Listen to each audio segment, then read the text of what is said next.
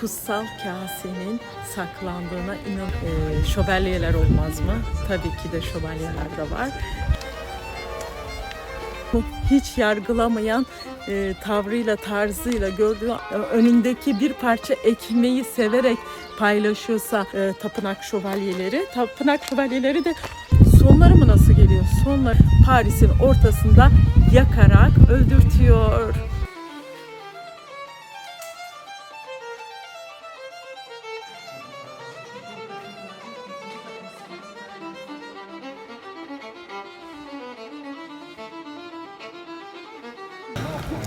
Bugün sizlere Fransa'nın en gizemli kasabasından sesleniyorum. Vézelay. Vézelay, kutsal kasenin saklandığına inanılan bir köydür. Hatta Da Vinci'nin romanına ve de Da Vinci'nin Şifresi filminde de izleyebilirsiniz. En gizemli yer burası. Burası neresi mi?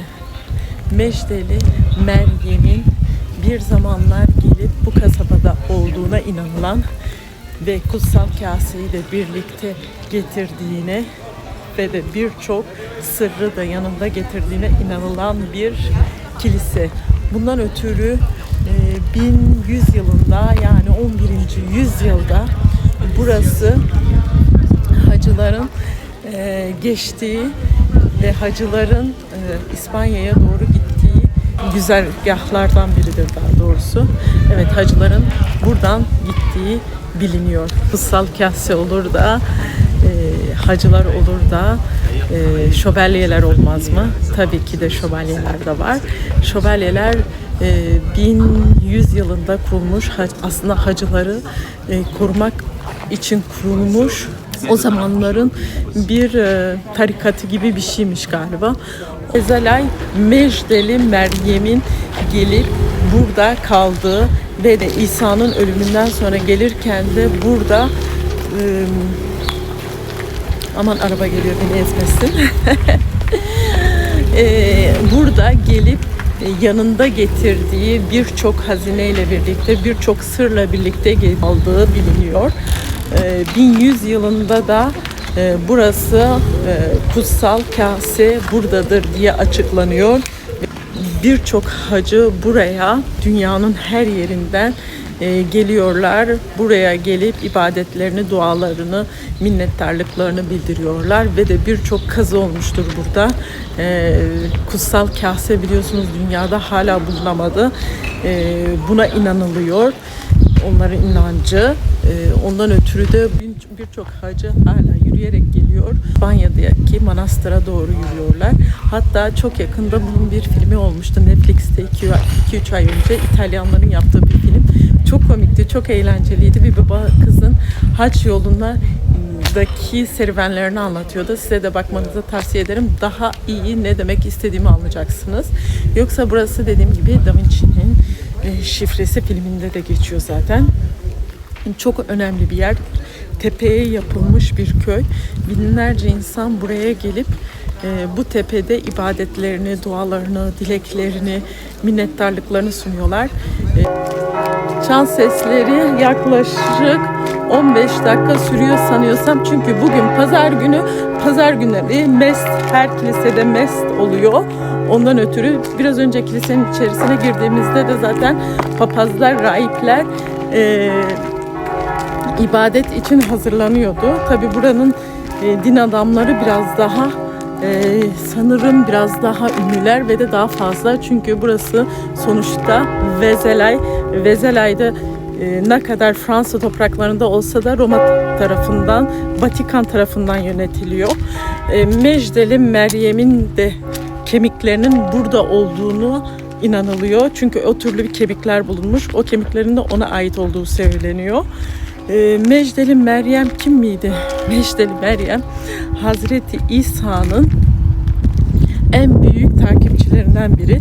Hazreti İsa'nın çarmıha gerildiği zaman yanında bulunan ve de çarmıha gerildiği anda onu terk etmeyen en nadir insanlardan biriydi. Hatta öldükten sonra da onu 3-4 gün orada beklediği ve de dirildikten sonra da onun ilk defa göründüğü biliniyor. Hazreti İsa'yı dirildikten sonra ilk gördüğü anda havarilerine gidip haberi veren de Mecdeli Meryem. Mecdeli Meryem o yüzden havarilerin havarisi olarak biliniyor. Mecdeli Meryem Hazreti İsa'nın ölümünden sonra buraya geliyor. Kutsal Kase ile birlikte. Kutsal Kase biliyorsunuz Da Vinci'nin romanına, belgeseline, filmlere yani yer konu alan Kutsal Kase, Hazreti İsa'nın son akşam yemeğinde şarabını içtiği kase ve de havarilere tek tek uzattığı kasedir. O kutsal kase olarak biliniyor. Son akşam yemeği tablosu var ya, oradan da hani gözünüzde canlandırabilirsiniz. O kase yani binlerce yıl burada, yani her yerde aranıyor ama 11. yüzyılda buranın din adamları burada olduğunu belirtiyor. Ondan ötürü birçok hacı buraya geliyor. Burada ibadet ediyorlar. Burada kazılar kazanıyor. O kase aranıyor. Ondan ötürü de çok ünlü. Mecdeli Meryem dediğim gibi neden Mecdeli? Çünkü Kudüs'te olduğu kasabanın adı Mecdeli'ymiş. Ondan ötürü de adı Mecdeli Meryem olarak kalmış. Biliyorsunuz Hazreti İsa'nın annesinin adı da Meryem. Rivayete göre, ama tabi İncil'de hiçbir türlü öyle bir şey yazmıyor. Mecdeli Meryem fahişe olarak biliniyor. Yani rivayete göre fahişeymiş. Hatta Hazreti İsa gidiyor. Ondan bir kase su istiyor. Hani kuyudan çekiyorlar ya. Hiç yargılamadan o da diyor hani benim elimden mi su içeceksin falan, hani tabii fahişelerin elinden eskiden su içilmez. Kötü gözle bakılır. Bakıldığı zaman da, konuşulduğu zaman da sadece bedeninden yararlanmak için. Tabii Hazreti İsa'yı o an yüzüne baktığında güzel nurlu yüzü, güzel yüzü ve de onu hiç yargılamayan tavrıyla, tarzıyla gördüğü an, o an içine bir his doğuyor. Onun yani önemli bir insan, önemli beklenen Allah'ın oğlu olduğunu hissediyor resmen. Daha sonrasında da en büyük takipçisi oluyor. Maddi manevi ona katkıda bulunuyor. Nereye giderse biliyorsunuz Hazreti İsa köy köy, şehir şehir dolanıyor Hristiyanlığı yaymak için. Yani aslında o zamanlar Hristiyanlık da yoktu da Allah'ın oğlu, Allah'ın bildirilerini yaymak için ne istediğini, kula puta tapmamak gerektiğini, paylaşmak gerektiğini. Aslında kilise falan yoktu o zamanlar tabii ki de, daha Hazreti İsa'nın ölümünden sonra oldu bu tür yapılar. Kim canı gönülden el uzatıyorsa, fakir ama önündeki bir parça ekmeği severek paylaşıyorsa, zengin ama dar gözlük yapan insanları zaten ne kadar davet etse de gitmezmiş. Hani çünkü o dediğim gibi güzel insan, insanın malına, mülküne değil de kalp gözüne göre davranırmış. Keşke bu zamanlarda da o olsa, geleceği de söyleniyor, tam zamanıdır bence, tam gelse çok iyi olur ama neyse ne, biz konumuza dönelim. Fikirlerimizi daha sonra belirtiriz. İşte öyle, ondan ötürü daha sonrasında da tapınak şövalyeleri kuruluyor. Bu da bir tarikat gibi düşünün. Çünkü tarikat diyorum, aslında bana göre bir tarikat tapınak şövalyeleri. Tapınak şövalyeleri de yine 11. yüzyılda kuruluyor. Bu hac, tabii en büyük hacı yolu buradan geliyorlar. Daha sonrasında size La Château-sur-La'yı gösterdim. Oradan geçiyorlar. Daha sonrasında İspanya'ya doğru gidiyorlar. En büyük tapınak orada zaten. Hac olmak için. Oradan öyle gidiyorlar. Yürüyerek gitmek zorundalar. Hiçbir şekilde arabayla gidemezler. Çünkü bu inanılışta da böyle hac oluyorlar. Biraz önce de gördük zaten. Önümüzden geçen gençler sırt çantalarıyla tencerelerini yıkıyorlardı. Hac olmaya gidiyorlardı. İşte inanç insanları her türlü zorluktan, mücadeleden geri almıyor. Kilisenin çanları gene ötüyor. Saat 11'de başlıyor sanıyorsam mest. Tapınak şövalyelerine ne oldu? Konumuzdan dönmeyelim. Bazen insanları görüyorum, konsantrem gidiyor. Tapınak şövalyeleri 11. yüzyılda kuruluyor. Asıl kuruluş sebepleri hacıları korumak, hac yolunda giden insanları korumak. Hatta bankaların bile bundan ötürü kurulduğu da söyleniyor. Diyeceksin ki nereden nereye atladın? Evet, banka diyorum çünkü eskiden hacılar bu yola çıktıkları zaman paralarını, mücevherlerini, artık değerli ne varsa Haçlı şövalyelere teslim ediyorlarmış. Onlar da o hacı tamamladıktan sonra, yol bittikten sonra o parayı onlara geri veriyorlarmış. En güvenilir şekilde bu şekilmiş. Daha sonrasında birçok bağış olmuş Haçlı şövalyelere. Çok zenginleşiyorlar. Tabii savaşlara da giriyorlar. Daha sonrasında Hristiyanlığı da yaymak için savaşlar, köyler elde ediyorlar. Bir sürü hazineleri oluyor. Onları da çok yerlere, Kudüs'te, hatta burada da sakladıkları söyleniyor. Babalar, köyler, ülkeler de savaşlara giriyorlar. Hazineleri alıyorlar. Biliyorsunuz savaşlarda olan şeyler zaten. Daha sonrasında da çok zenginleşiyorlar. Çünkü birçok tüccar da onlara bağışta bulunuyor. Evler, hazineler, mücevherler, altınlar. Onlar bunları saklamak için Kudüs, Fransa, İtalya, birçok ülkede şeyleri var. Onların yeraltı şehirlerinde saklıyorlarmış. Burada da birçok tünel olduğu da söyleniyor. Tabii tam olarak da açıklanmıyor da, tabii insanlar herhangi bir zarar vermesin diye. Ondan ötürü Haçlı şövalyeler çok zenginleşiyor. Sonları mı nasıl geliyor? Sonları ise onların 1300'lü yıllarda, yani 13. yüzyılda buradaki o zamanki kral Haçlı şövalyelere çok büyük borçlanıyor. O borçlarından ötürü de nasıl ödeyemeyeceğini bildiği için ne yapayım diyor. Onlara diyor ki onlar bir tarikattır. Onların batıl inançları vardır. Onlar aralarında para kaçırıyorlar. Daha sonra ayinler yapıyorlar. Kurbanlar atıyorlar gibi şeyler, üstlerine iftiralar atıyor. İftiram gerçek mi onu da bilmiyorum gerçi. Bu zamanki gibi, yani 13. yüzyıldan bugüne hiçbir şey değişmemiş gibi düşünün. İşte yapıyor, onların hepsini tutuklattırıyor. Hatta en sonuncu da en önemli adamı, en baş adamı, en büyük şövalyeyi de Paris'in ortasında yakarak öldürtüyor. Böylece bütün borçları da siliniyor. Sonları da bu şekil geliyor. Ben şimdi size ne anlatayım ki, o kadar çok hikayesi var ki aslında bazen hani bir hikayeyi anlattığımda öbür hikaye aklıma geliyor. Bir hikayeyi anlattığımda öbür hikaye aklıma geliyor. Ben de lafım uzadıkça uzuyor. En iyisi ben biraz susayım, size etrafı gezdireyim. Hadi gezelim. Bakın, size de bahsettim. Bunlar da hacı adayı. Sırt çantalarıyla birlikte. Buradan da dualarını, ibadetlerini edip buradan da geçiyorlar. İspanya'ya doğru yer alıyorlar.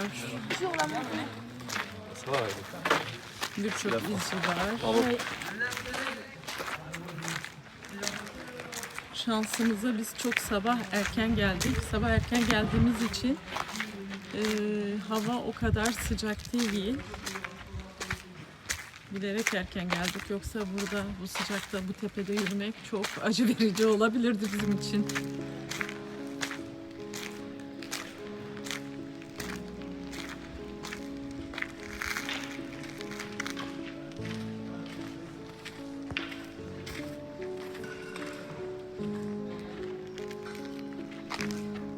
Düşünebiliyor musunuz? Buradan kimler geldi, kimler geçti? tapınak şövalyeleri, krallar, ünlü din adamları, papazlar, papalar.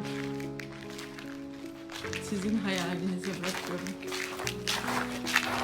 Hadi bakalım içeri bir göz atalım.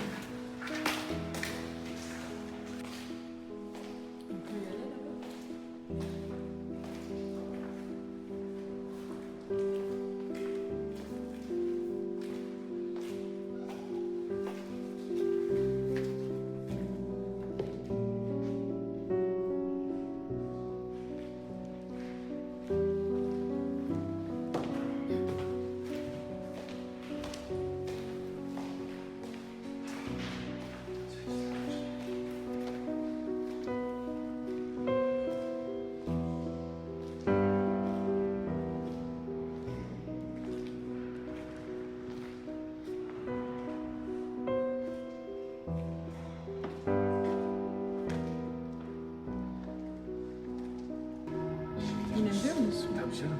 Hadi inelim. Giderin sonra olduğu yer. Bakın şöyle, yani kutsal emanetlerin saklı olduğu bir yer olarak da biliniyor. Burada birçok kazı yapıldı. Kutsal kendisi ve kutsal emanetler arandı. Bakın bakın bakın. Çok karanlık.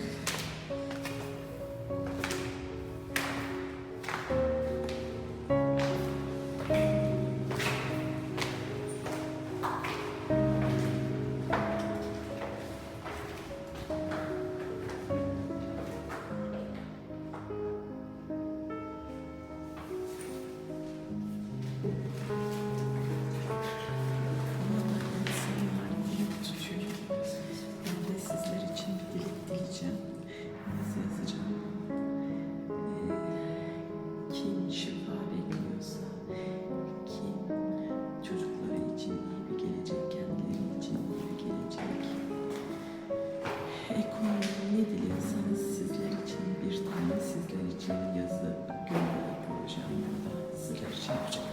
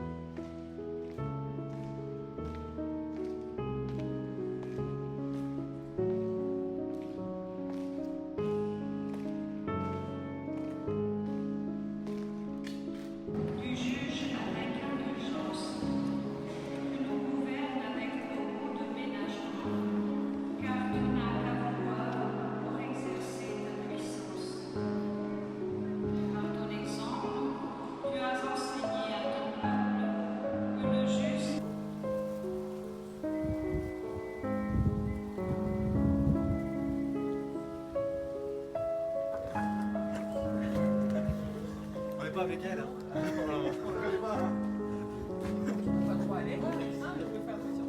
Non, non, c'est un lézard.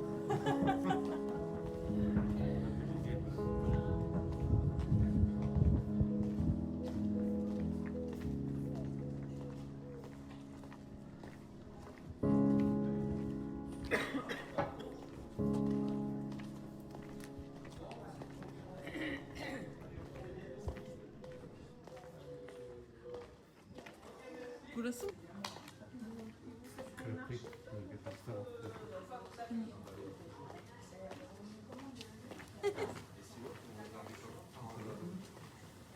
Bir saat erken de ama.